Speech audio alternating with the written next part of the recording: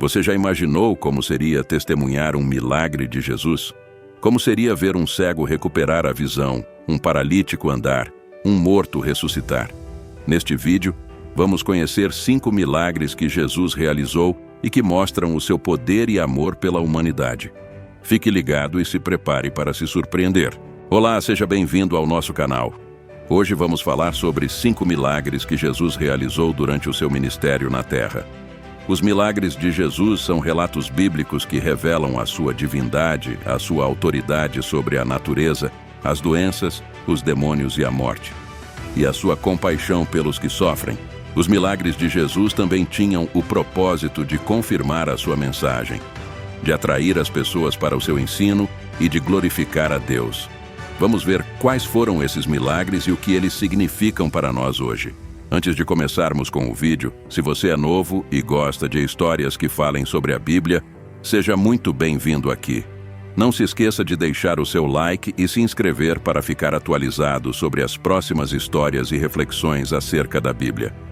Dito isso, prossigamos com o vídeo. O primeiro milagre que Jesus realizou foi a transformação da água em vinho, em uma festa de casamento em Caná da Galileia. Esse milagre está registrado no Evangelho de João, capítulo 2, versículos 1 a 11. Nesse episódio, Jesus estava acompanhado de sua mãe e de seus discípulos, que haviam sido convidados para a festa. No meio da celebração, o vinho acabou, o que era uma situação constrangedora para os noivos e para os convidados. A mãe de Jesus, sabendo do seu poder, pediu que ele fizesse algo para resolver o problema. Jesus então mandou que os serventes enchessem 6 talhas de pedra que eram usadas para a purificação ritual dos judeus, com água. Depois ordenou que tirassem um pouco e levassem ao mestre-sala, que era o responsável pela festa. Quando o mestre-sala provou a água, ela se havia transformado em vinho, e não em um vinho qualquer, mas em um vinho de excelente qualidade. O mestre-sala, sem saber o que havia acontecido, elogiou os noivos por terem guardado o melhor vinho para o final. Esse milagre revela que Jesus é o Senhor da criação, capaz de mudar a natureza das coisas com a sua palavra. Também mostra que Jesus é o Senhor da alegria, que veio para trazer vida em abundância, e ainda aponta para o seu sacrifício na cruz, pois o vinho simboliza o seu sangue derramado por nós. O segundo milagre que Jesus realizou foi a cura do filho de um oficial do rei, que estava à beira da morte em Cafarnaum. Esse milagre está registrado no Evangelho de João, capítulo 4, versículos 46 a 54. Nesse episódio, Jesus havia voltado para a Galileia, depois de passar pela Samaria, onde havia conversado com a mulher junto ao poço. Em Caná, onde havia feito o primeiro milagre, ele foi procurado por um oficial do rei, que era um homem importante, que trabalhava para Herodes Antipas, o governador da Galileia. Esse homem tinha um filho que estava muito doente em Cafarnaum, a cerca de 25 quilômetros de distância. Ele implorou a Jesus que fosse até lá e curasse o seu filho, antes que ele morresse. Jesus então disse ao homem: "Se não virdes sinais e milagres, não crereis." Essa frase era um desafio para o homem e para os galileus, que estavam mais interessados nos milagres de Jesus do que na sua mensagem. Jesus queria que o homem tivesse fé na sua palavra, e não apenas na sua presença física. Por isso ele disse ao homem: "Vai, o teu filho vive."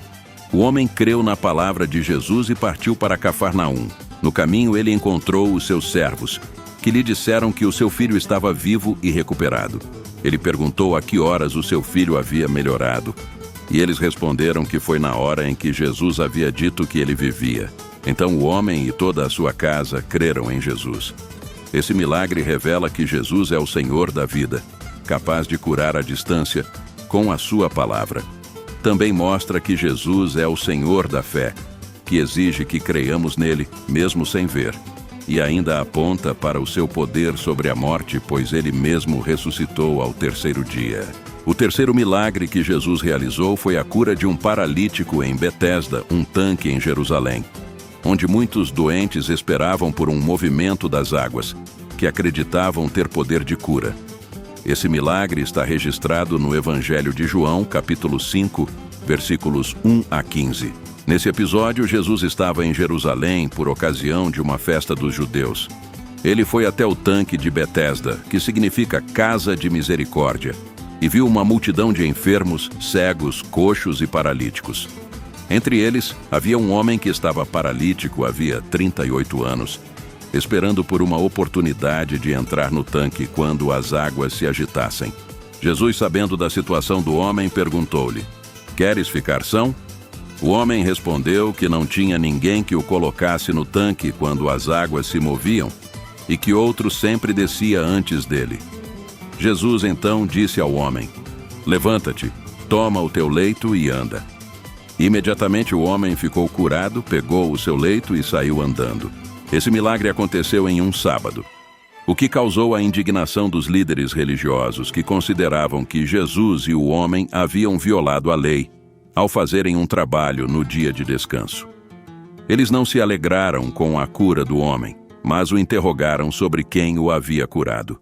O homem não sabia o nome de Jesus, pois ele havia se retirado da multidão. Mais tarde, Jesus encontrou o homem no templo e disse-lhe: "Eis que já estás são. Não peques mais, para que não te suceda coisa pior." O homem então foi contar aos judeus que era Jesus quem o havia curado. Esse milagre revela que Jesus é o Senhor da misericórdia, capaz de curar um homem que sofria há tanto tempo sem esperança.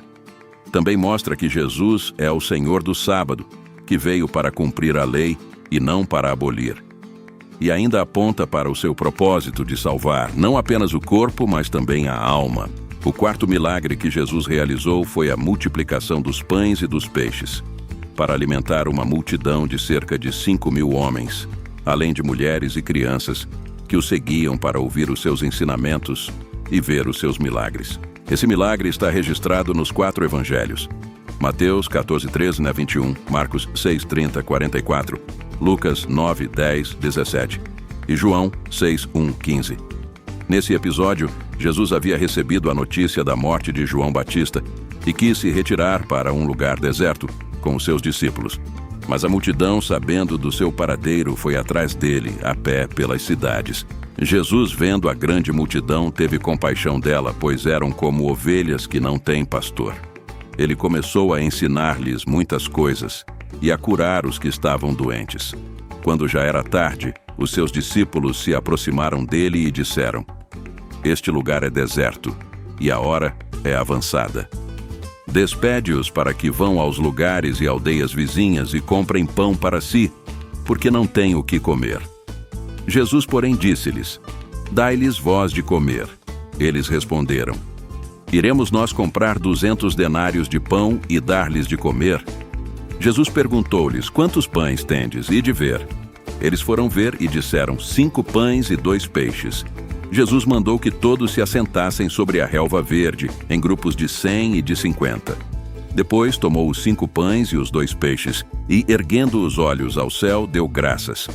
Em seguida partiu os pães e os deu aos seus discípulos, para que os distribuíssem ao povo, e repartiu também os 2 peixes entre todos. Todos comeram e ficaram saciados, e recolheram 12 cestos cheios de pedaços de pão e de peixe. Os que comeram os pães eram cerca de 5.000 homens, além de mulheres e crianças. Esse milagre revela que Jesus é o Senhor da provisão, capaz de multiplicar os recursos escassos com a sua bênção. Também mostra que Jesus é o Senhor da compaixão, que se importa com as necessidades físicas e espirituais das pessoas. E ainda aponta para o seu ensino sobre o pão da vida, que ele mesmo é, e que dá a vida eterna aos que o recebem pela fé. O quinto milagre que Jesus realizou foi a ressurreição de Lázaro, um amigo seu que morava em Betânia, junto com as suas irmãs Marta e Maria. Esse milagre está registrado no Evangelho de João, capítulo 11, versículos 1 a 44. Nesse episódio, Jesus estava na Pérea, do outro lado do Rio Jordão, quando recebeu a notícia de que Lázaro estava doente. Ele disse aos seus discípulos que essa doença não era para a morte, mas para a glória de Deus, e que ele iria até lá. Mas ele demorou 2 dias para partir. E quando chegou em Betânia, Lázaro já estava morto havia 4 dias. Muitos judeus tinham vindo consolar Marta e Maria pela perda do irmão. Quando Marta soube que Jesus estava chegando, ela foi ao seu encontro e disse: Senhor, se estiveras aqui, meu irmão não teria morrido. Jesus então disse a Marta: Teu irmão há de ressurgir. Marta respondeu que sabia que ele ressuscitaria no último dia, na ressurreição geral. Jesus então disse a Marta: Eu sou a ressurreição e a vida. Quem crê em mim, ainda que morra, viverá. E todo o que vive e crê em mim não morrerá eternamente. Crês isto? Marta respondeu que sim, que ela cria que ele era o Cristo, o Filho de Deus, que havia de vir ao mundo. Depois ela foi chamar Maria, que estava em casa, e disse-lhe que Jesus a queria ver. Maria então levantou-se depressa e foi ao encontro de Jesus, que ainda estava fora da aldeia. Ela se lançou aos seus pés e disse: Senhor, se estiveras aqui, meu irmão não teria morrido. Jesus, vendo-a chorar e também os judeus que a acompanhavam, ficou profundamente comovido e perguntou: Onde o pusestes? Eles responderam: Vem e vê. Jesus chorou. Os judeus disseram: Vede como ele o amava. Mas alguns deles criticaram: Não podia ele, que abriu os olhos ao cego, fazer que este não morresse? Jesus então foi até o sepulcro, que era uma caverna, com uma pedra sobre ela. Ele mandou que tirassem a pedra. Marta disse que já havia mau cheiro, pois ele estava morto havia 4 dias. Jesus disse a Marta: Não te hei dito que, se creres, verás a glória de Deus? Então eles tiraram a pedra. Jesus levantou os olhos ao céu e disse: Pai, graças te dou porque me ouviste. Eu bem sei que sempre me ouves, mas eu disse isto por causa da multidão que está em redor, para que creiam que tu me enviaste. Depois, ele clamou em alta voz: Lázaro, vem para fora. E o morto saiu, tendo as mãos e os pés ligados com faixas, e o rosto envolto num lenço. Jesus disse: Desligai-o e deixai-o ir. Muitos dos judeus que tinham visto o que Jesus fez creram nele. Mas alguns deles foram contar aos fariseus que, junto com os principais sacerdotes, convocaram um conselho e decidiram matar Jesus, pois temiam que ele fizesse mais milagres e que todo o povo o seguisse. Esse milagre revela que Jesus é o Senhor da ressurreição, capaz de trazer de volta à vida um homem que estava morto há 4 dias, com a sua palavra.